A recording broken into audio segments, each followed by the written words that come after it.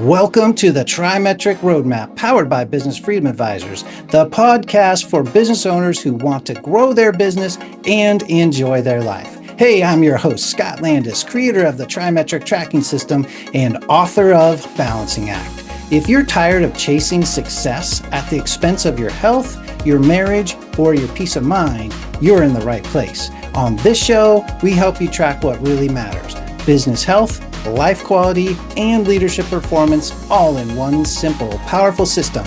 Because when those get out of sync, everything else starts to break down. Our goal here is to help you align it all so you can lead with clarity, scale with purpose, and finally enjoy the freedom you've been working so hard to create. And if it feels like no one's ever shown you how to pull that off, this podcast might just be the missing link you've been quietly searching for. Now, let's dive into today's episode. Welcome to the TriMetric Roadmap Podcast, brought to you by Business Freedom Advisors. I'm Scott Landis, along with Jeff Jacob here. And we've been going through the series on executive performance. That followed the series on business health. And it's all about the TriMetric tracking system that includes business health, executive performance, and life quality. But our series right now on executive performance, we've been going through each one of the 7 parts of executive performance. Like last week, we talked about communication and alignment, which is how your words focus the team. And today we're talking about team engagement and culture building, which is kind of like what it actually just feels like to work with you. So a short definition of this element of executive performance in our assessment is: this domain looks at how intentionally a founder shapes culture, safety, and engagement. So the question is, if your people are technically on payroll, but you're not sure they're truly in and engaged, then this episode is for you. So with team engagement and culture building, Jeff, let's first look at culture, because I think that's often talked about in these circles. So what for culture? What does culture mean to you, or what does that bring to your mind? Culture is hugely overlooked, I think, and for a lot of founders, or it can be too emphasized as well. You know, it's kind of a thing that can be on far ends of a spectrum of people caring about building a culture in their organization, and it's hugely important to make sure your culture's right, and you can actually do some specific things to build the kind of culture that you think is right for your organization or that you want it to be. But it does take intentionality. Otherwise, your culture is just going to be randomly built, and that's where you can really get in trouble, because culture can be a big factor for derailing organizations. 100%. Like, I would say that everything else kind of is based on the foundation of culture. And another way of thinking about it, we were talking about this before we went live here, that culture is really something you can feel, you can identify it. If you think about your favorite retail store or your favorite restaurant where something just feels different. What comes to mind as I say that is, I don't know if the entire country has Les Schwab, but from the Pacific Northwest, Les Schwab is a company that has had a good reputation. And one of the things that, it's been there since I was a kid. You can go there and they do tires and then some brakes and shock struts, but mostly tires is Les Schwab. And you see the culture of this farm guy. Like, he looks like he lives on a ranch, some cowboy guy, and he's talking about coming and having a uplifted experience at his place. So you pull in the parking lot, and basically before you get out of the car, you have a young, well-kept guy in a professional uniform running up and saying, "Hey, welcome to Les Schwab. How can we help you today?" Like, they'll help you out of your car if you need that. But they're right there on the spot. And it's just amazing that they have this. They're just known for this higher level customer service. Like, you go to Les Schwab, you're going to be taken care of. This episode brought to you by Les Schwab. Thanks. Yeah, yeah. Let me know when that check clears. Yeah. Uh,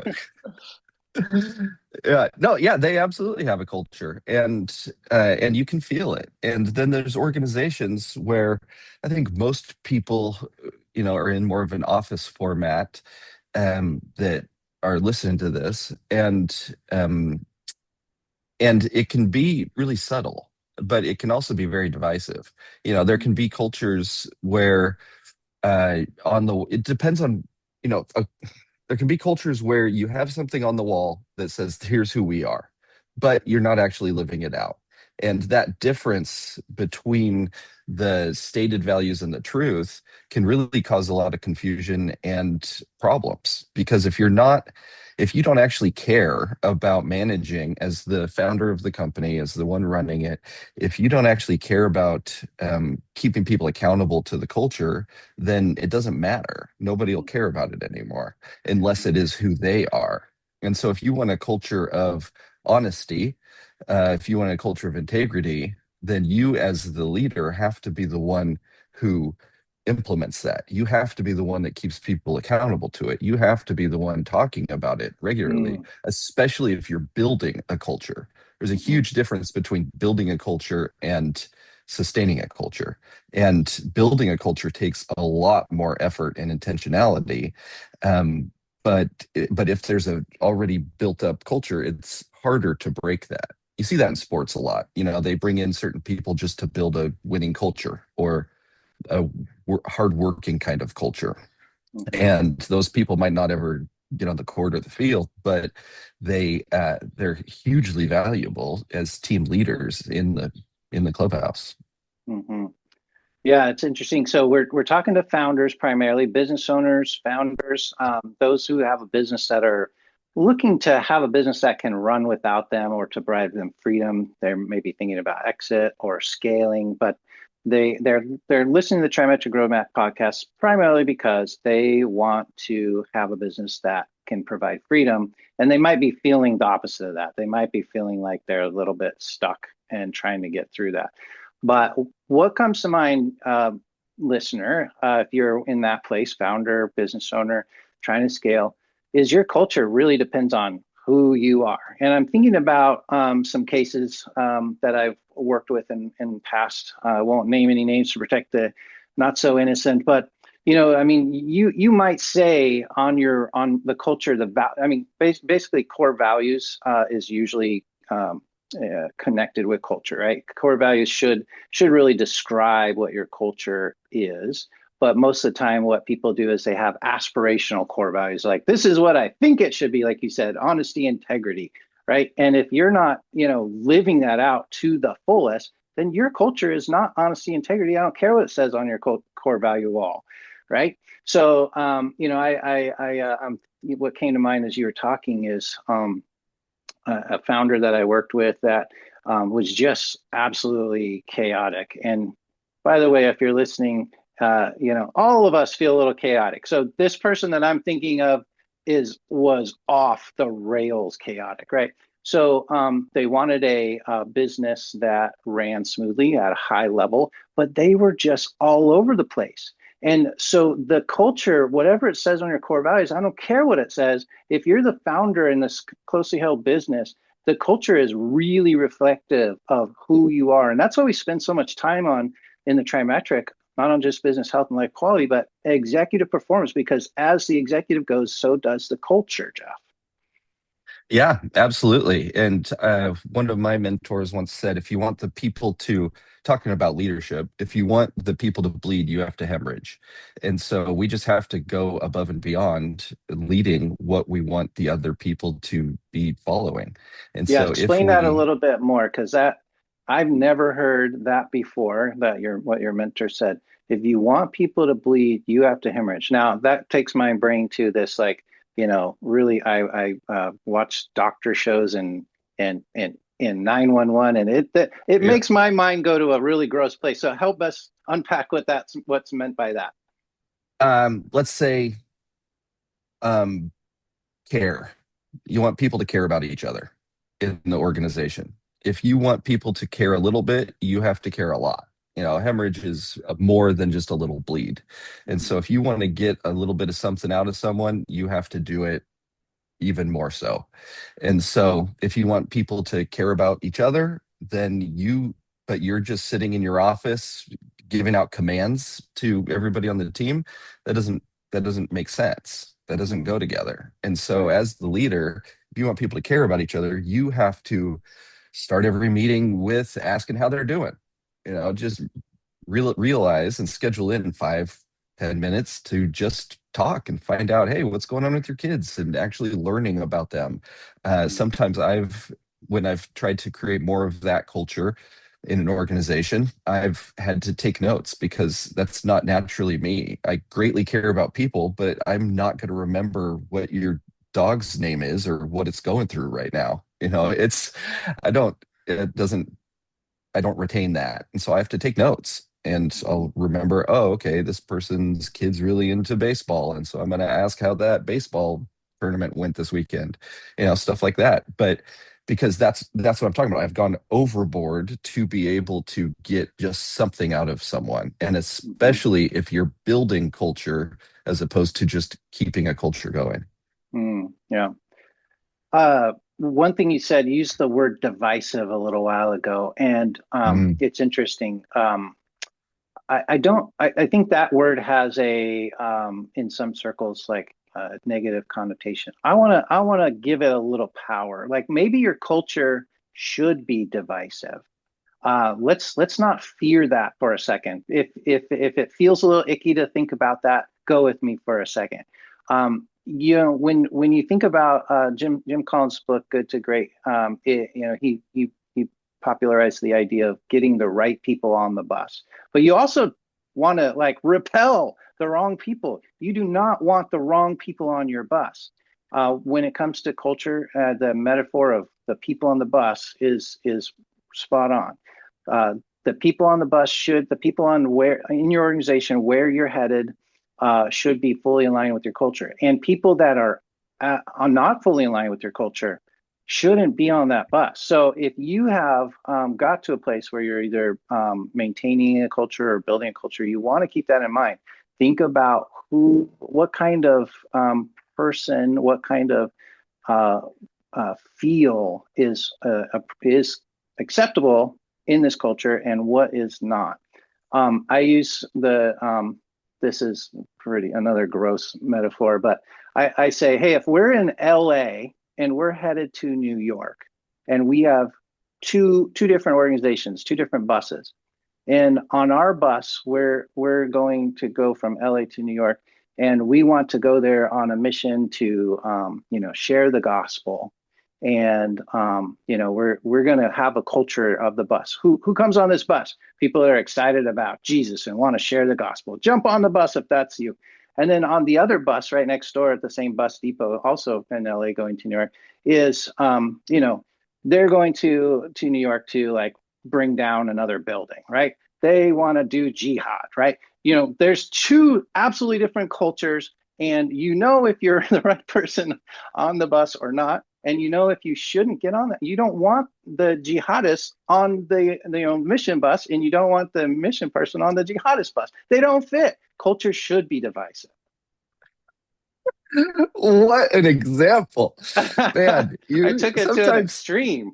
Sometimes you pull out examples that really get to the truth in a weird way. That there's a lot of truth to that, and to bring it to a little bit of a different place, because that is true. I wouldn't call that. I wouldn't use the word divisive for that, but I absolutely get what you're saying. You need to be really strict with your culture and your values. And we've all seen so many people who are hiring for a position, and they get so enthralled with somebody because they're so talented, but they don't fit. And it always derails things. It always does. Unless it's a really short-term intentional project, but still it's very dangerous and you have to be on top of it. But one of the biggest aspects of culture that people underestimate the importance of um, paying attention to gossip. Gossip is one of the most negatively divisive um, uh, Mm. character traits that can derail organizations. Yeah. And but yet it's become something in our culture that is put up with, or even looked at in a positive way.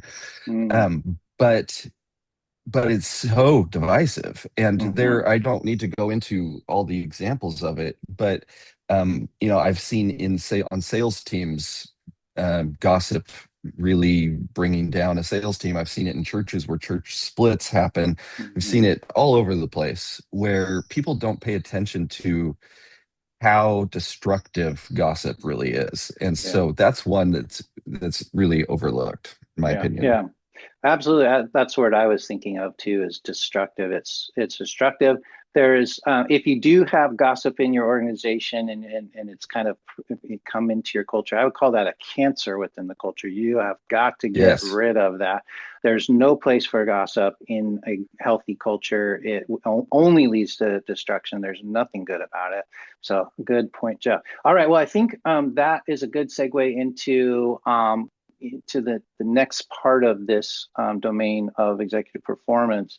Again, we're talking about team engagement and culture building. So we were talking about culture building, what's culture, culture building, team engagement. You alluded to it just a little bit there.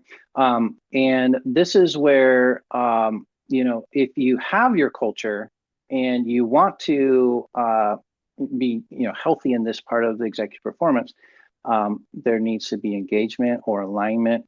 There's like this idea of quiet quitting. You would rather have somebody just like quit cold turkey than sit around and not be engaged or aligned with your culture.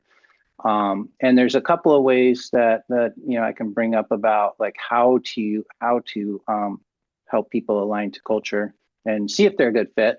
There's a process for, if you find somebody on the bus that shouldn't be there, what's the process to get them off the bus? There's all of that. But before we break it down, Jeff, like you brought up like the holding people accountable. Where should we start with this part of it?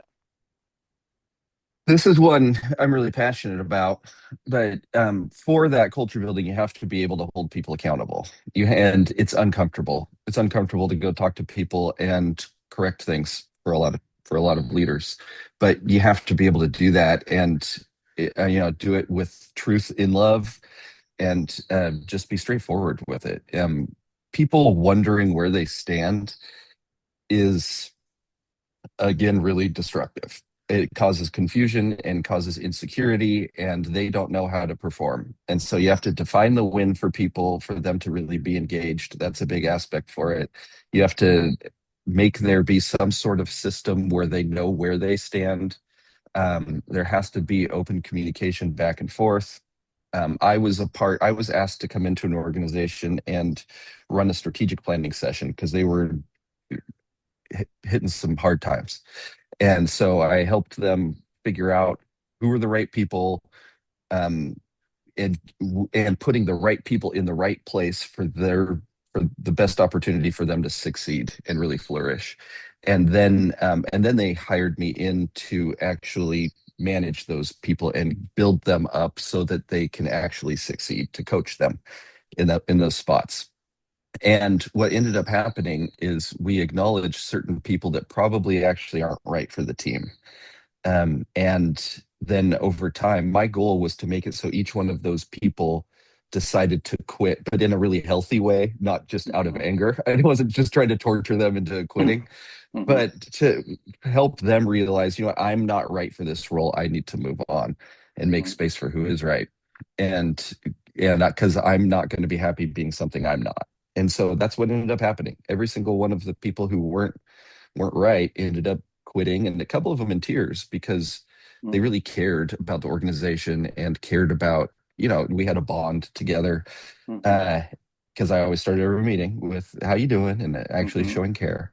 And then those people all quit, and the people who um, were moved into other positions that were right for those positions ended up really flourishing too, and having great success in it, and moving forward or moving on into bigger roles in other places. But I'm never afraid of that. You can't be an insecure leader. Insecure leadership is another very destructive characteristic. Can't Yeah. lead out of insecurity. Yeah. Yeah. And there's so many benefits to getting absolutely clear about your culture. That's one of, you just mentioned too, right? So it will help you be a more confident and clear leader. What was the word? Not the opposite of weak leader. Secure, a more secure leader. Because if you know what your culture is, if it gets absolutely crystal clear, because you at this stage of business where you're at as a business owner, a founder is looking to scale and move on to the next level of a business life cycle where the team's working for you and getting it done. You've got freedom from the business. When you're in that stage of that transition or before that transition, you feel the symptoms of a lack of clarity in your culture, but you don't see why. And I've seen this just like you described in that strategic planning session with that team. I've seen this over and over again. It's a system that works. So if you are feeling it, there's some things you can do. First of all, I would suggest you call us at Business Freedom Advisors, businessfreedomadvisors.com. Just come and check us out. There's a bunch of things there you can do. Go to TriMetricQuiz.com, get engaged with us. But here, let's give a couple of tips. So first of all, it is once you get clear on the culture, like we've already talked about, then it's about holding people accountable. And there's two different scales I like to describe for people. Which one is if they're I learned this from a guy we used to work with, Ted Adams. Shout out to Ted. Yeah. But there's two different scales for a good leader. It's high love and care. So if you think of these two parallel scales, a bar graph, if you will, you want to be really high on a 1 to 10 scale. You want to be a 10 out of 10 on love and care for your people. And on the other bar, it's accountability. And you want to be a 10 out of 10 on accountability. You want to hold people absolutely accountable to the culture, to their objectives, but to their culture is the topic. And you want to show them love and care. And if you get either one of those, lower, like if you have a 10 out of 10 on love, but low, 1 or 2, 3 on accountability, that's that kind of leader that you were talking about, that maybe a nice guy, but is weak in leadership. And if you have somebody who's really high on accountability but low in love, that feels like the drill sergeant. Nobody wants to work for that person. They get results, but nobody's really on board and engaged from a culture perspective. So you want to have both of those really high. Oh, absolutely. I boil that down to truth and love. It's the truth is the accountability part. The love is the actually caring for people. And I realized as I was talking about, it being a positive thing that other people had moved on successfully, that some people would think that's a bad thing. But I have a fundamental foundational mindset of wanting to build people up.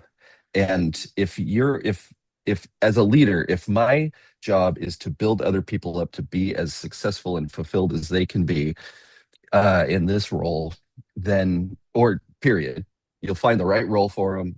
Another one of my mentors said, everybody's good for something. You just got to figure out what they're good for. And then how do you get them into that role and coach them up? But if your people find success in your organization and fulfillment and are built up, then the organization will find success. Mm-hmm. And that takes a secure leader. An insecure leader is trying to protect their position. They're trying to look good. A secure leader is going to be building up the people around them to be successful and looking good. And what happens is that the whole organization benefits and the leader ends up looking good because of it. But it's not because of trying to, everything's about me. It's about building up the people around you. I always have the mindset of trying to replace myself. And if I'm able to do that, it builds me.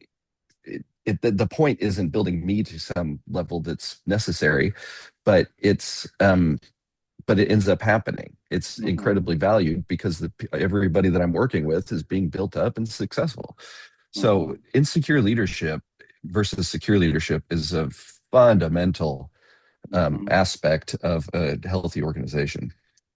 Yeah. And again, if you feel like there's symptoms, and we're kind of out of time, so I'm going to wrap here, but if you feel like there's symptoms, you're not 100% sure, like, okay, I feel frustrated with my team. It looks like maybe my team is frustrated, or I'm worried there's some people that might be frustrated. Yeah, if you're the jihadi on the Christian bus, you're going to be frustrated. You'd be much more happy on the jihadi bus. So you can actually help people get to where they should be by being clear about your culture. And if you need a step in the right direction, again, go to TriMetricQuiz.com. You're going to go there. You'll see a quick video of me that kind of walks you through the process. But it's to be honest, so 50 questions. It's a little bit of time. So block out 15, 20 minutes to go through it. But what you will get is so good, because it will give you a TriMetric snapshot of where you are on business health, life quality, and executive performance. And then we'll have some next step for you based on your results there. We'll meet with you. We'll help walk you through it. But that's a really great way to get feedback for where you're at on culture, building culture, and team engagement. So that is our episode for today. Thanks for listening to TriMetric Roadmap Podcast. Thanks for listening to the TriMetric Roadmap powered by Business Freedom Advisors. I've been your host, Scott Landis. If you're growing a business but something still feels off, you're not alone. That's exactly why we created the TriMetric Quiz. It's not a personality test, it's a powerful diagnostic tool that shows you where you're in alignment and where things may be silently slipping off track across your business, life, and leadership. It only takes a few minutes, and the clarity you'll gain is a game changer. Go to TriMetricQuiz.com to take the quiz now before the cost of staying stuck gets any higher. Until next time, stay focused, stay aligned, and keep building a business that truly supports your life.